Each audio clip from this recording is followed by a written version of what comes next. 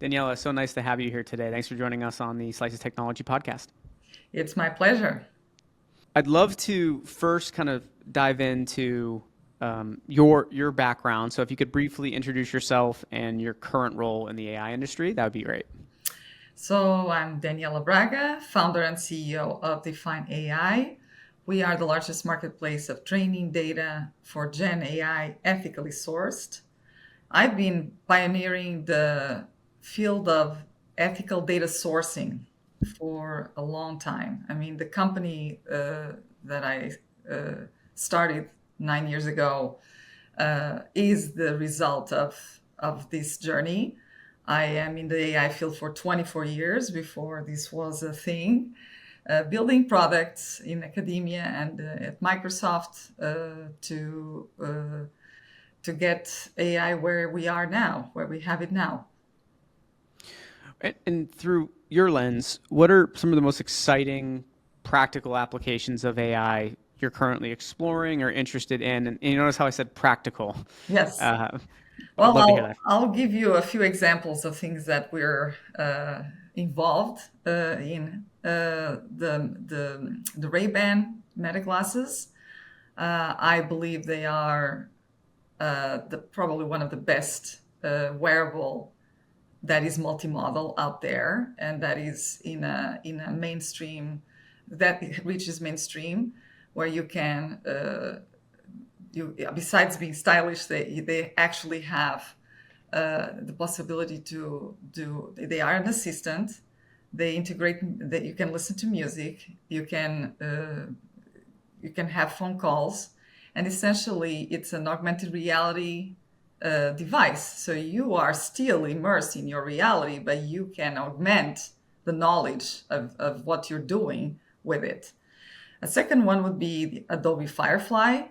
I think it's one of the most well done, exciting products where you're having artists being able to very quickly create from text to image and to video and to edit all their work in a very aesthetic and ethical way. A lot of concerns around biases and things like that. And the AI companion from Zoom. I don't know if you have tried it. I think right now is probably state of the art we use it all the time. I use it all the time. You get very accurate summaries and next actions of your meetings in a world where we live under online meetings world, where you can actually get actionable summaries and plans, multilingual, including, I mean, I use it in Portuguese as well, and it works amazingly well. So these are some of the things that are right out there and are very exciting to see. When do you think we're going to see? I feel like we're very close. That kind of like Iron Man, Tony Stark, like Jarvis level of AI, where, I mean, with the recent ChatGPT's advanced voice mode, I feel like we're getting closer to that, right? Where you can just actually talk to the application and have it do certain actions based on what it already knows. Do you think like that could be something that we see even in the next year? I know there's already some solutions out there that are doing it, but one thing I continuously see in the AI space is we have progressed so much, but there's still a habit of acting like we're still farther along than we are in certain areas, right? Like for instance, with like video and the graphics, we've improved so much.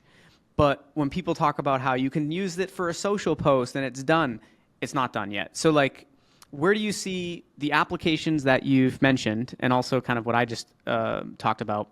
How do you see them evolving over the next few years? Well, what you're talking about is what the people call agent AI, which is where the AI is starting to act on decisions and start to make decisions, basically working side by side with us, but replacing us in a lot of the decisions.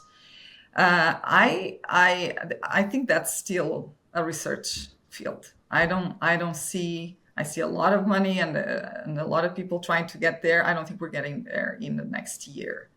Also, there are a lot of people ahead in the agency of AI, completely bypassing the regulations and the sort. Again, this is the work we do. It's all the we've been pioneering, and we're very distinct voice in the industry, always calling out that all the products you put out have to comply with copyrights, with transparency, with opt-in, opt-out, clear opt-in, opt-out, with non-scraping the web, with all the things that come with scraping the web that are biased and so on. So I think it's still a research field, and people need to slow down as the regulations are catching up. The movement is crazy. How fast everything has kind of come together, right? For just the average consumer of these products, right? Like everyone's obviously familiar with ChatGPT. That was everyone's kind of first taste, right, into leveraging AI on a daily basis. And to see where it's even come from last year to now is insane. Even like 2 months ago to now is pretty crazy. I would like to hear from you, kind of staying on that, some of the challenges and opportunities that are Mm-hmm. present. So, what are you seeing as some of the biggest challenges that your customer, when you have these conversations with customers as they think about implementing these AI solutions, and how have they overcome some of those? Yeah, so training data is still a challenge. Everything, and that's why we are in the business we're in, and that's why I created this company. Uh, every time I hear these unicorn CEOs saying that we're running out of data, that is not true. We're running out of scraped data in the web. There's a whole world of closed data that is domain specific, that is highly curated, that is machine learning ready, that is unbiased, but it's closed and it needs to be paid for. So that's the first thing. People continue to go after training data. A lot of the companies that care about brand reputation are starting to do the right thing and hire the right legal support and comply with regulations and even be ahead of because this is going to be a domino effect. You see some of the states already in America blocking collection of data for certain biometric usages. You see the EU regulating against the lack of transparency on customer data, but you also see LinkedIn. I actually posted that sneaking into for paid subscribers, sneaking in opt-ins by default and without that level of transparency. So I think so. That's first of all, and it's all because of the training data. Everybody's after training data. The training data exists, just needs to be paid for or clear for the consumer what they're getting out of the service. The second thing is I see another opportunity. More and more companies, the world got bigger. 10 years ago, or 9 years ago, when I started the company, there were a handful of people building big Gen AI models. Today, the world is bigger. There's a lot more companies taking these matters in their own hands, starting to build their own models.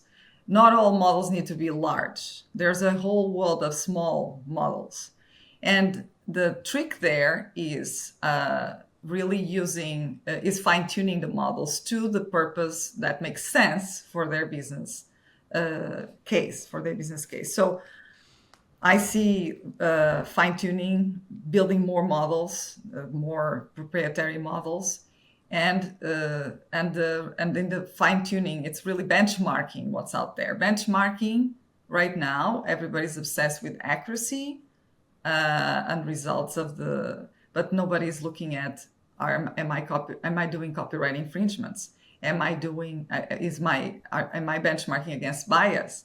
So those are other opportunities out there that we're handling but not. I don't see a lot of people doing that.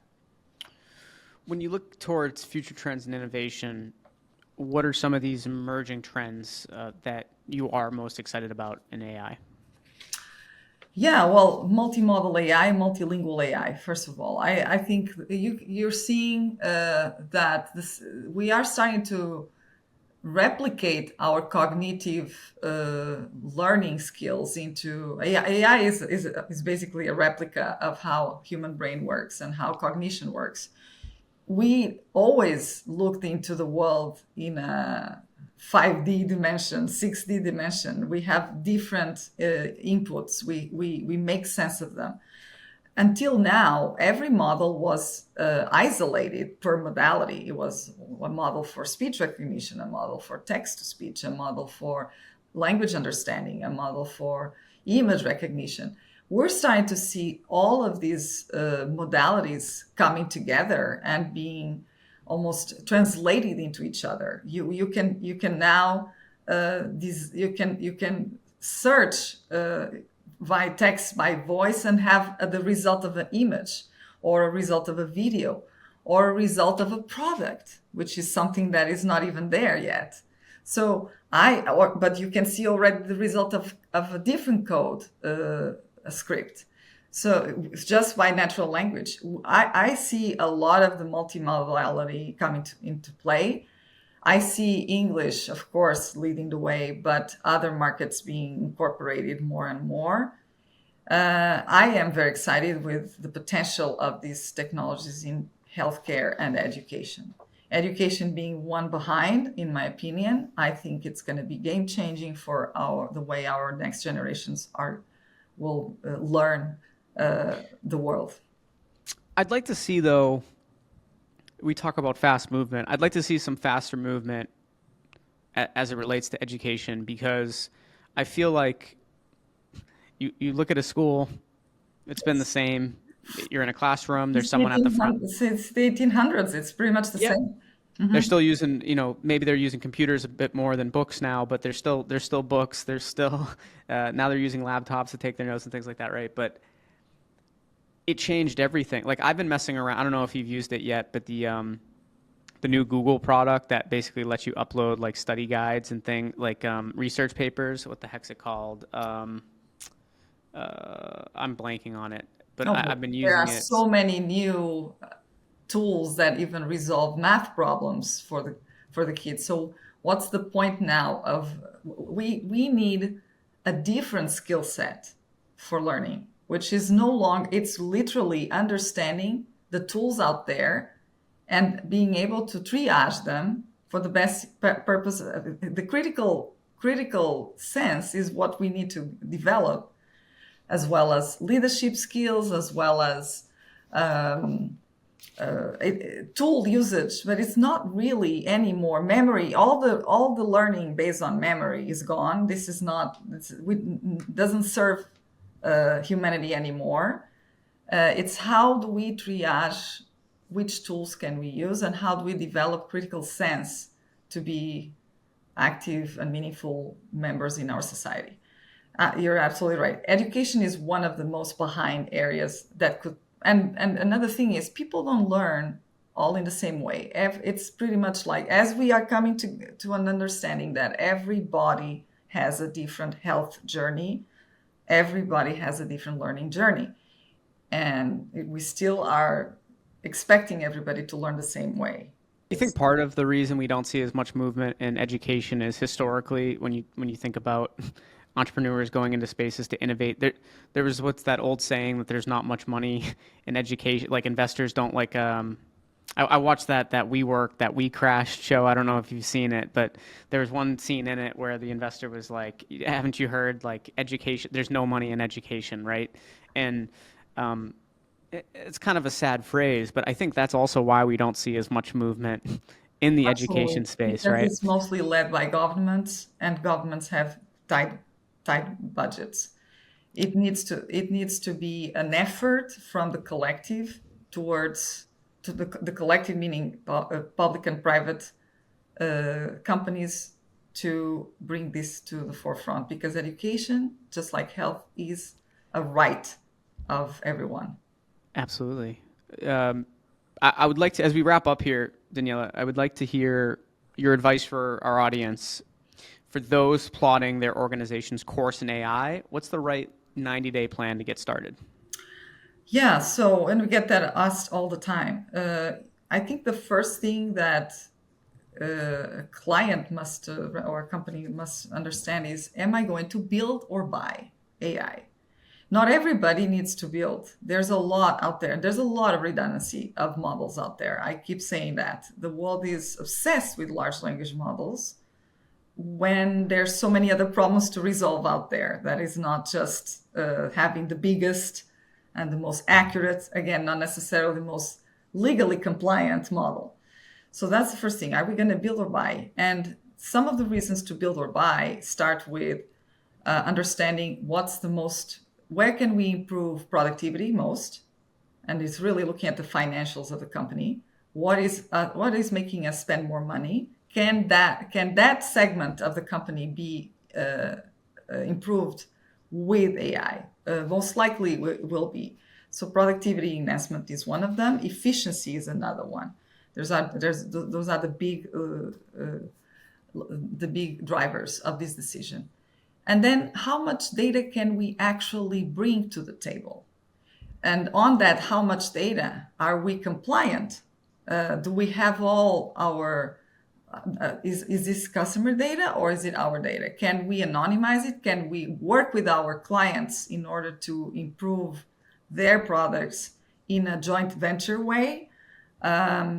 Most likely the data is not owned by the companies that are doing the service, and the data is not machine learning ready, which is another handicap of most organizations. They may be able to build a model, but they are not experts in data. These are two different things, completely different things, which is also why the reason of my company. Different skills. It's almost like you have the architects and you have the builders, and these two disciplines don't come along. You need to know a little bit of each, but they are different people, different disciplines. So yeah, I would say these are the things to recognize, and definitely hire a good legal firm in AI in what comes to legal AI advice, because these areas are moving very fast, and you need to be on top of the latest to stay out of trouble, to stay out of the front page of the New York Times. Last question for you, Daniela.